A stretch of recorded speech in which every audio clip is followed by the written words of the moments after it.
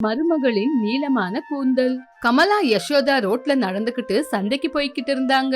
அப்போ அவங்க முன்னாடி 2 பொம்பளைங்க போயிட்டு இருந்தாங்க.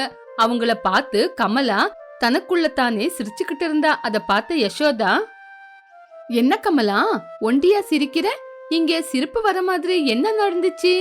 அப்படி என்ன நடந்திருக்குன்னு சொன்னா நான் கூட கொஞ்சம் சிரிப்பேன்ல. கமலா சிரிச்சுக்கிட்டே இப்படி சொன்னா, அத்தை, நீங்க எல்லாரையும் ஒரு வாட்டி பாருங்க. அதுலயும் முக்கியமா பொம்பளைங்கள பாருங்க. அவங்க தலையில கொஞ்சம் கூட முடியே இல்ல. தேங்காய்க்கு இருக்கிற குடும்பி மாதிரி எவ்வளவு சின்னதா இருக்கு பாருங்க அவங்க முடி. அந்த பொம்பளைங்களுக்கு முடி இருக்குதா இல்லையா? அவங்க முடியோட அவங்க வச்சிருக்கிற பூதான் அதை விட நீளமா இருக்கு. இப்படி எல்லா பொம்பளைங்களோட முடிய பார்த்து ஜோக் பண்ணிக்கிட்டு சிரிச்சுக்கிட்டு போனா. இப்படி மருமக எல்லாரோட முடிய பத்தி கிண்டல் அடிக்கிறத பார்த்து மாமியாரான யசோதாவுக்கு பிடிக்கல. கமலா, உனக்கு முடி நீளமா இருக்குன்னு எல்லாருக்கும் நீளமா இருக்கணும்னு இல்லையே. உன்னை விட முடி நீளமா இருக்கிற பொம்பளைங்க கூட நிறைய பேரு இருப்பாங்க. இப்படி யசோதா சொன்ன உடனே கமலா கொஞ்சம் கோவத்தோட, என்ன அத்தை சொல்றீங்க? என்னை விட முடி நீளமா வச்சிருக்கிற பொம்பளைங்க இருக்கிறாங்களா? எங்க இந்த கூட்டத்துல இவ்வளவு பொம்பளைங்க இருக்கிறாங்கல்ல, என்ன மாதிரி முடி நீளமா இருக்கிற பொம்பளைங்களை காட்டுங்க. மருமகளே, உனக்கு இவ்வளவு திமிரு இருக்க கூடாது. ஒரு நாள் இல்லனா ஒரு நாள் உன்னை விட முடி நீளமா இருக்கிற பொம்பளைய நீ பார்க்கதான் போற. அத்தை, என்னை விட முடி நீளமா இருக்கிற பொம்பளைய பாக்குறது அது உங்களோட கனவு. அத்தை, அங்க பாருங்க, அவங்க தலையில 2-3 முடிதான் இருக்கு. அவங்களோட நெத்தியில தண்ணி ஊத்துனா காவாயில ஓடுற தண்ணி மாதிரி அந்த தண்ணி ஓடும் அத்தை. இப்படி மறுபடியும் சிரிக்க ஆரம்பிச்சா கமலா. ஐயோ கமலா, அந்த மாதிரி இருக்கிறவங்கள பார்த்து நீ சிரிக்காத. உனக்கு கூட அவங்களோட சாபம் பட்டு அதே மாதிரி வழுக்கு மண்டையா ஆயிட போகுது. என்ன அத்தை சொல்றீங்க? எனக்கு என்னோட தலை வழுக்க விழுந்துருமா? எனக்கு பாத்தீங்களா எவ்வளவு நீள முடி இருக்குன்னு? இதுல ஒரு முடி ஒரு நாள் போனா கூட எனக்கு அந்த மாதிரி வழுக்கத்தலை வராதத்த. உன்னோட வாதாட எனக்கு முடியாதம்மா. வா, காய்கறி வாங்கிக்கிட்டு வீட்டுக்கு போலாம். அப்படி சொல்லி மாமியார் மருமக 2 பேரும் சேர்ந்து காய்கறி வாங்கிக்கிட்டு வீட்டுக்கு போனாங்க. மாமியாரு காய்கறிங்களை கட் பண்ணிக்கிட்டு இருக்கும்போது மருமக கண்ணாடி முன்னாடி போய் நின்னுக்கிட்டு அவளோட முடிய வாரிக்கிட்டு இருந்தா. அத பார்த்த கமலாவோட புருஷன் கிரீஷம் கமலா கிட்ட, கமலா, என்னடி எப்ப பார்த்தாலும் தலைய வாரிக்கிட்டு கண்ணாடி முன்னாடியே நின்னுக்கிட்டு இருக்க? கொஞ்சம் போய் அம்மாவுக்கு உதவி பண்ணலாம்ல. அப்பா, எப்ப பார்த்தாலும் உங்களோட கண்ணு என்னோட முடி மேலதான் இருக்கு. இன்னைக்கு நீங்க என் கூட சந்தைக்கு வந்திருந்தா என்னோட முடியோட பெருமைய பத்தி தெரிஞ்சுக்கிட்டு இருப்பீங்க. அங்க இருக்கிற பொம்பளைங்களுக்கு 3 அடி முடி கூட இல்ல. என்னோட முடிய கின்னிஸ் ரெக்கார்ட் பண்ணணும். ஆமாமா, கின்னிஸ் ரெக்கார்டு பண்ணுவாங்க. போய் இருக்கிற வேலைய பாரு. எப்ப பார்த்தாலும் முடி முடின்னு. உங்களுக்கெல்லாம் என்னோட தலைமுடிய பத்தி என்ன தெரியும்? தேவ கன்னிங்களுக்கு கூட என்ன மாதிரி முடி இருக்காது. அப்படி சொல்லி கமலா தன்னோட முடிய பார்த்து பெருமைப்பட்டுக்கிட்டு சமையல் அறைக்குள்ள போய் சமைக்க ஆரம்பிச்சா. இப்படி கமலா எப்ப பார்த்தாலும் தன்னோட முடியவே பார்த்து ரொம்பவே பூரிச்சு போயிருந்தா. ஒரு நாள் கமலா அவளோட மாமியாரான யசோதா செடிங்களுக்கு தண்ணி ஊத்திக்கிட்டு இருந்தாங்க. அத்தே, உங்க முடி நாளுக்கு நாள் சின்னதா ஆயிக்கிட்டு போகுது. ஊர்ல இருக்கிற பொம்பளைங்களெல்லாம் விட்டுட்டு இப்ப உன்னோட கண்ணு என் மேல வந்திருக்கா. சும்மா வேலைய பாருமா. ஐயோ, அப்படி இல்லத்த, நான் கொஞ்சம் புதுசா எண்ணெய வாங்கிட்டு வந்திருக்கேன். உங்களுக்கு கூட கொஞ்சம் கொடுக்கறேன், நீங்களும் போட்டு பாருங்க. அவள முடி எனக்கு வேண்டாம் மருமகளே. அந்த முடியோட கணத்தை என் தலை தாங்காது. இப்படி திமிரா பதில் சொன்னாங்க யசோதா. இப்படி இவங்க 2 பேரும் பேசிக்கிட்டு இருக்கும்போது வீட்டுக்குள்ள இருந்து கிரீஷம் ஜோரா கத்த ஆரம்பிச்சான். கமலா, கமலா. கமலா வேகமா வீட்டுக்குள்ள வந்து, அப்பப்பா, என்னங்க நீங்க? யாரோ திருடன் வீட்டுக்குள்ள வந்த மாதிரி பண்றீங்க. இங்க பார்த்தா யாரோ திருடன் வந்திருக்கிற மாதிரி தான் தெரியுது. என்னங்க ஆச்சு? என்ன ஆச்சா? நான் லாக்கர்ல வச்சிருந்த காசுல 10,000 ரூபாய் காணோம் அப்படின்னு கிரீஷம் சொன்ன உடனே கமலா திருடி மாதிரி முழிச்சுக்கிட்டு இருந்தா. அத பார்த்த கிரீஷமுக்கு சந்தேகம் வந்து, என்னடி திருட மாதிரி பாத்துக்கிட்டு இருக்க?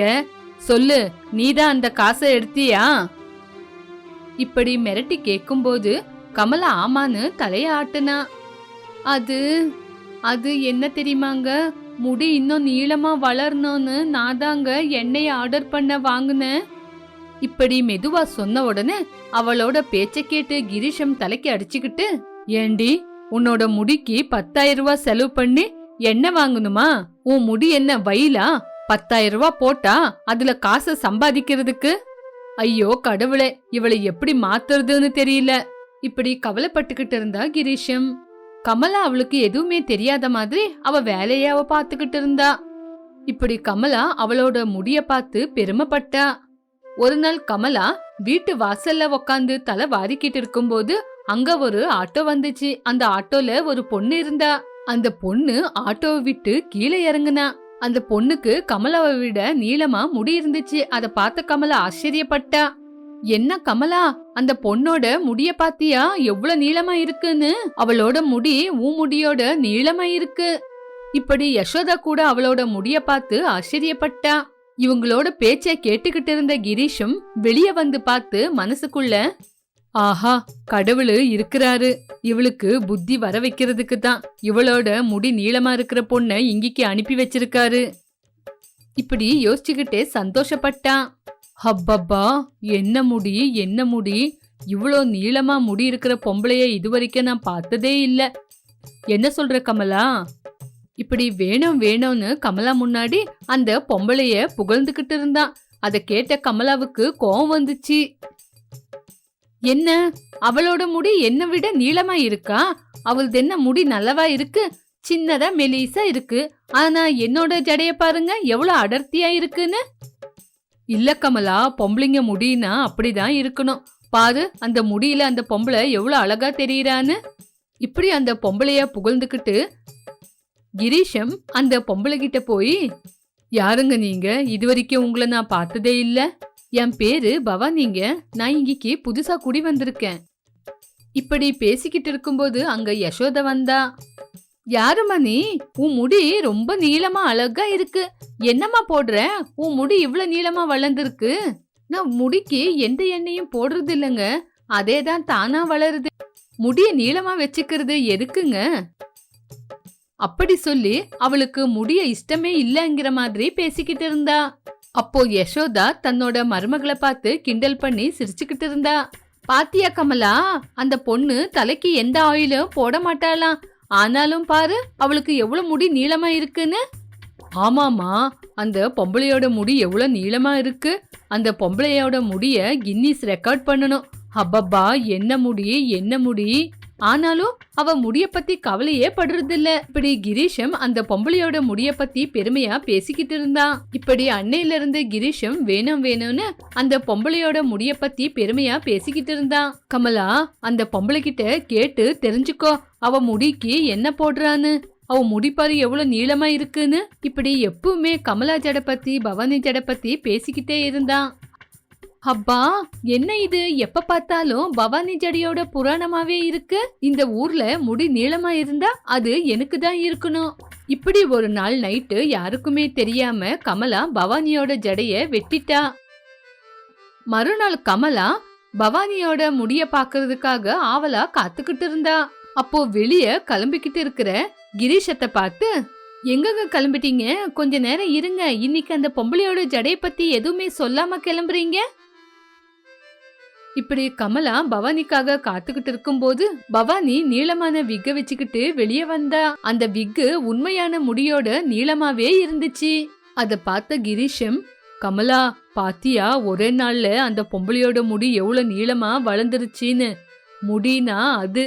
அப்படி சொல்லி அங்கிருந்து கிளம்பி போனா. நான் தான் நைட் இவளோட முடிய வெட்டிட்டேனே, மறுபடியும் எப்படி இவளுக்கு ஒரே நைட்ல இவ்வளவு நீளமான முடி வந்துச்சு? இப்படி யோசிச்சுக்கிட்டு இருந்தா. ஆனா பவானி மட்டும் விக்க வச்சுக்கிட்டு அந்த பக்கம் இந்த பக்கம் நடந்துகிட்டு இருந்தா. இது கண்டிப்பா விக்கு தான். இந்த விஷயத்த நான் எல்லாரும் முன்னாடியும் தெரிய வைக்கணும், அப்ப அவளோட மரியாதை போவும். இப்படி யோசிச்சுக்கிட்டு பவானிய ஒரு நாள் கமலா அவளோட வீட்டுக்கு விருந்துக்கு கூப்பிட்டா. கமலாவுக்கு சாப்பாட போட்டு கொடுத்துட்டு அவளோட விக்கு பறந்து போனோம் அப்படின்னு ஃபேனை ரொம்ப ஸ்பீடா வச்சு விட்டா. ஆனா விக்குக்கு மட்டும் எந்த பிரச்சனையும் வரல. இப்படி என்ன முயற்சி எடுத்தாலும் விக்க மட்டும் அவளால கழட்டவே முடியல. ஒரு சின்ன குழந்தை மாடியில மாட்டிக்கிட்டு கீழே விழுவுற மாதிரி தவிச்சுக்கிட்டு இருந்துச்சு. அந்த நேரத்திலே எதை பத்தியும் யோசிக்காத இருந்த பவானி எல்லாரும் முன்னாடியும் அந்த விக்க கழட்டி குழந்தைய காப்பாத்த கொடுத்தா. பாப்பா, இந்த ஜடைய கட்டியா புடிச்சுக்கோ. இப்படி அந்த குழந்தைக்கு முடிய கொடுத்து அங்கிருந்து காப்பாத்துனா. அத பார்த்த கமலா ஷாக் ஆகி அங்க வந்தா. கமலா, இன்னைக்கு நீ செஞ்ச வேலையால எல்லாரும் முன்னாடியும் உன்னோட முடி உண்மையான முடி இல்ல விக்குன்னு தெரிஞ்சு போச்சு. அக்கா, ஒரு உயிரோட முடி ரொம்ப அவசியமா சொல்லுங்க. அப்படி எனக்கு மொட்டையா இருந்தா அப்படியே இருந்துட்டு போறேன். இதனால யாருக்குமே பிரயோஜனம் இல்ல. அப்படி சொன்னா பவானி. அந்த பேச்ச கேட்டு கமலா இவ்வளோ நாளா முடி இல்லாதவங்கள பார்த்து கேலி பண்ணி சிரிச்சதுக்கு ரொம்பவே கவலைப்பட்டா. மாமியார் வாசப்படியில பூட்ட புடிச்சுக்கிட்டு, ஆமனி, இன்னும் எவ்வளவு நேரம்? சீக்கிரமா வா, பஸ் போயிடும். அப்படி சொன்னப்ப ஆமனி கையில பக்கெட்ல துணி எடுத்துக்கிட்டு வெளியே வந்தா. நான் கொடுத்த சோப்பை எடுத்துக்கிட்டியா? எடுத்துக்கிட்டேன் அத்தை. அப்படி சொல்லி அந்த பக்கெட் மேல ஒரு சின்ன பீஸ் சோப்பு போட்டா. இந்த சின்ன சோப்புலயே எல்லா துணியும் தோக்கின மருமகளே. நான் இப்ப வரேன், கொஞ்ச நேரத்திலேயே வெளியே போயிட்டு வந்துடுறேன். எப்படியும் பஸ் ஃப்ரீ தானே? அத்தை, நீங்க கோவப்படலனா நான் உங்களுக்கு ஒரு விஷயம் சொல்லட்டுமா? கோவமா? அது எப்படி இருக்குன்னு கூட எனக்கு தெரியாது மருமகளே. நான் எல்லாரையும் சிரிக்க வைக்குவேன், நானும் சிரிப்பேன். அப்பதானே ஆரோக்கியமா இருக்கலாம். நீங்க சொல்றது உண்மைதான் அத்தை. இப்போ இன்னொரு உண்மை சொல்ற மருமகளே, கோவப்பட்டா பிபி தான் அதிகமாகும். அதுக்காக ஹாஸ்பிட்டலுக்கு போனோம். அவங்க சும்மா பாப்பாங்களா? பெரிய வியாதி வந்திருக்கு, காசு கட்டிதான் ஆகணும்னு நம்ம கையிலேயே நிறைய பில்ல கட்ட வச்சுக்குவாங்க. ஐயோ, அவ்வளவு காசா? என்னால முடியாதுமா. ஒரு காக்காவுக்கு கூட சாப்பாடு போடாத நீங்க காசு செலவு பண்ணி ஹாஸ்பிட்டலுக்கு போறீங்கன்னா நான் மட்டும் எப்படிதான் அதை நம்புவேன் அத்தை? சரிடி மருமகளே, என்னை ஏதோ கேக்குறேன்னு சொன்ன. அதான் அத்தை, நான் வீட்டுக்கிட்ட தானே இருக்கிறேன். எதுக்காக நீங்க வீடு பூட்டு போட்டு போறேன்னு சொல்றீங்க? ஐயோ மருமகளே, உன்னை பத்தி எனக்கு தெரியாதா? நீ வீட்ல தான் இருக்கேன்னு நினைச்சு நான் பூட்டு போடாம போனா என்ன நடக்கும்னு எனக்கு நல்லாவே தெரியும். ஐயோ அத்தை, நீங்க என்ன யோசிக்கிறீங்களோ அத நான் கண்டிப்பா செய்ய மாட்டேன். என்ன நம்புங்க. இப்படி பூட்டு போட்டு போவீங்க, அப்புறம் ஃப்ரீ பஸ் தானேன்னு ஏதோ ஒரு பஸ் ஏறுவீங்க, அந்த பக்கம் இந்த பக்கம் போயிட்டு வருவீங்க. நான் துணி கூட தோச்சு முடிஞ்சிரும், அப்பவும் நீங்க வரமாட்டீங்க. நான் வீட்டுக்கு வெளியே உக்காந்து இருந்தா வழியில போறவங்க என்ன பார்த்து சிரிப்பாங்க அத்தை. நம்ம வீட்டு வாசப்படிக்கிட்ட தானம்மா நீ உக்கார போற, அத பத்தி நீ கவலைப்படாத. நான் சொன்னது உனக்கு நல்லா ஞாபகம் இருக்குல்ல? தெரியும் அத்தை. பக்கெட் நிறைய துணி, ஒரு சின்ன சோப்பு, 2 பக்கெட் தண்ணி. இந்த சின்ன சோப்புல 2 பக்கெட் தண்ணியில இந்த பக்கெட்ல இருக்கிற துணி எல்லாம் தோச்சு முடிக்கணும், அப்படிதானே? அவ்வளவுதான் ஆமனி. சொன்ன வேலையே செஞ்சுடு. நான் ஃப்ரீ பஸ்ல கொஞ்ச நேரம் சுத்திட்டு வரேன், சரியா? அப்படி சொல்லி அத்தை சுகுணா வீட்ல இருந்து கிளம்பி போனா. பிசுனாரி அத்தைக்கு எப்படிதான் புத்தி படிக்க வைக்கிறதுன்னு ஆமனி யோசிச்சுக்கிட்டே வீட்டு முன்னாடி உக்காந்து துணி தோச்சா. அப்பவே பக்கத்து வீட்டு மருமக ரவளி வந்தா. கல்லு மேல உக்காந்து இருக்கிற ஆமனிய பார்த்து, என்ன ஆமனி, உங்க அத்தை இன்னைக்கு கூட ஃப்ரீ பஸ்ல ட்ரிப் போயிருக்காங்களா? ஆமா ரவளி, உன்ன மாதிரி அதிர்ஷ்டம் எனக்கு கிடைக்கவே இல்ல. நீ எந்த வேலையும் செய்யறது இல்ல, எல்லாமே மிஷின் தான் செய்யுது. ஸ்விட்ச் போட்டா கிரைண்டர் அரிசி ஆட்டி கொடுக்கும், ஸ்விட்ச் போட்டா வாஷிங் மிஷின் துணி துவச்சி கொடுக்கும், ஸ்விட்ச போட்டா தண்ணி சூடாயிடும், ஸ்விட்ச போட்டா காய்கறிகளும் வெந்துடும். இப்படியே ஸ்விட்ச போட்டா நல்லா காத்து வரும். Omni, fridge, cooler, washing machine, fan எல்லாமே உனக்கு கூட இருக்குதானே? நீ கூட அதெல்லாம் எதுக்காக உபயோகப்படுத்துறதே இல்ல சொல்லு பாக்கலாம்? என்னோட பிசுனாரி அத்தை இருக்கிற வரைக்கும் எனக்கு அந்த மாதிரி அதிர்ஷ்டம் இல்ல. அதுக்கு மீறி நான் ஏதாச்சும் எங்க அத்தை கிட்ட கேட்டேன்னா கரண்ட் பில்லு அதிகமா வரும்னு உன்னை இதெல்லாம் செய்ய வேண்டான்னு சொல்லல மருமகளே. நீ கையில தான் வேலை செய்யணும், கையில வேலை செஞ்சாதான் உடம்பு கட்டியாவும் நீ ஆரோக்கியமா இருக்குவேன்னு சொல்றாங்க. சரி ஆமணி, டைம் ஆயிடுச்சு. நீ இந்த 2 பக்கெட் தண்ணியில துணியெல்லாம் தோச்சிடு. உங்க அத்தை மட்டும் வந்துட்டாங்கன்னா இங்க அழுக்கு இருக்கு அங்க அழுக்கு இருக்கு நல்லா தேயின்னு சொல்லி உன் கையில தேக்க வச்சு உன்னையே கஷ்டப்படுத்துவாங்க. ஆமா ரவளி, நீ முதல்ல இங்கிருந்து கிளம்பு, நான் என்னோட வேலைய பாக்குறேன். அப்படி சொன்ன உடனே ரவளி அங்கிருந்து கிளம்பி போயிட்டா. ஆமனி பக்கெட் நிறைய இருக்கிற துணிய பார்த்து, இவ்ளோ துணிய தோக்கியாங்கட்டியும் கையே உடைஞ்சு போயிடும். அப்படி யோசிச்சுக்கிட்டு ஆமனி துணிய தோச்சுக்கிட்டு இருக்கும்போது சைக்கிள் எடுத்துக்கிட்டு ஒரு பாப்பா வந்துச்சு. என்ன பாப்பா சைக்கிள் எடுத்துக்கிட்டு இங்க வந்திருக்க? ஆண்டி, சைக்கிள் செயின் கட்டா இருக்கு, கொஞ்சம் சரி பண்ணி கொடுங்க ஆண்டி. ஐயோ அப்படியா, நீ கொஞ்ச நேரம் இருமா, நான் சைக்கிள் செயினை சரி பண்ணி கொடுக்கறேன். அப்படி சொல்லி ஆமனி சைக்கிள் கிட்ட போய் செயினை பார்த்தா. ஆமாமா, செயின் கட்டா இருக்கு, நான் சரி பண்ணி கொடுக்கறேன், நீ கண்ணு மூடிக்கோ. அப்படி சொன்ன உடனே பாப்பா கண்ணை மூடிக்கிட்டா. அப்போ ஆமனி சிரிச்சுக்கிட்டே, இப்போ கண்ணு திறந்து பாரு பாப்பா. அப்படி சொன்ன உடனே அந்த குழந்தை கண்ணு திறந்து பாத்துச்சு. அப்போ சைக்கிள் செயின் சரியா இருந்துச்சு. அத பார்த்து அந்த குழந்தை சந்தோஷப்பட்டுக்கிட்டு கிளாப் பண்ணிச்சு. சைக்கிளை பார்த்த ஆமனிக்கு ஒரு யோசனை வந்துச்சு. உடனே ஆமனி, பாப்பா நீ கேட்ட உடனே நான் செயினை சரி பண்ணி கொடுத்தேன்ல? ஆமா ஆண்டி. எனக்கு ஒரு 10 நிமிஷம் உன்னோட சைக்கிளை குடுக்கறியா?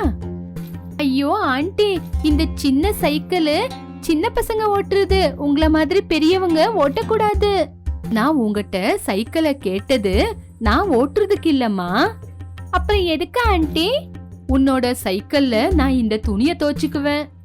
ஆமா, நீ சொன்ன உடனே குழந்தை ஆச்சரியப்பட்டு, என்னது சைக்கிள்ல துணிய துவைக்கிறீங்களா? அது எப்படி ஆண்டி? எனக்கு ஒரு 10 மினிட்ஸ் உன்னோட சைக்கிளை குடுக்கறேன்னா நான் செஞ்சு காட்டுறேன். குடுக்கறேன் ஆண்டி, நீங்க எனக்கு காட்டுறீங்களா? கண்டிப்பா காட்டுறேன் பாப்பா, நீ இங்கே உக்காந்துக்கிட்டு நான் செய்யறத பாரு. Okay aunty. அந்த பாப்பா ஆமனிய பாத்துக்கிட்டே இருந்தா. கொஞ்ச நேரத்துக்கு அப்புறம் சைக்கிளை தலகீழையா பக்கெட்ல வச்சிருந்தாங்க. பக்கெட் நிறைய தண்ணி இருந்துச்சு. பக்கெட் தண்ணியில சைக்கிள் பெடல விட்டு இருந்தா. பாப்பா பாத்துக்கிட்டே இருந்தா. இப்ப பாரு பேபி, அப்படி சொல்லிக்கிட்டே சைக்கிள் பெடல சுத்திக்கிட்டே இருந்தா.